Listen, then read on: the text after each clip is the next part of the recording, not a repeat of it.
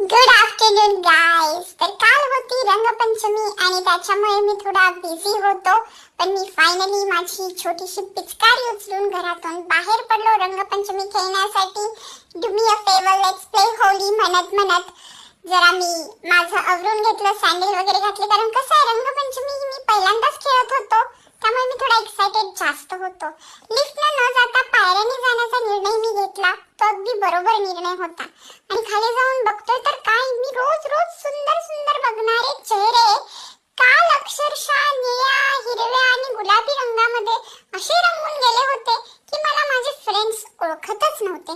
त्यांना बघून आधी जरा मी घाबरलो, हा काय प्रकार आहे, पण समजून गेलो की रंगपंचमी ही अशीच असते.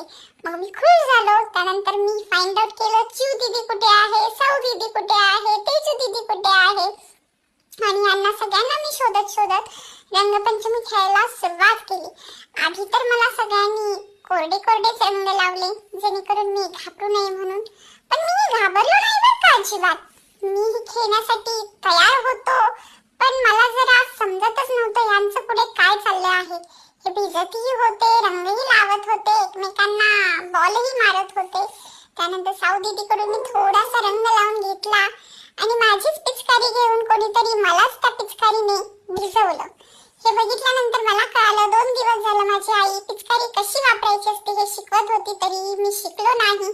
पण असू दे, माझ्या पिचकारीने कोणीतरी खेळलं ना, याचा मला आनंदच झाला. थोड्या वेळानंतर चिऊ दीदी आली हिरवा रंग घेऊन मला लावण्यासाठी, पण मी थोडासा कावळा बावळा झालो आणि रडायला लागलो. त्याचं काय आहे ना, रडायला मला मिळालं की मी कधीच हा चान्स सोडत नसतो. त्यानंतर चिऊ दीदीने मागून माझ्यावर अटॅक केला, पण एकंदरीत माझी रंगपंचमी खूप छान झाली. त्यानंतर मी फ्रेश झालो आणि मस्तपैकी मॅच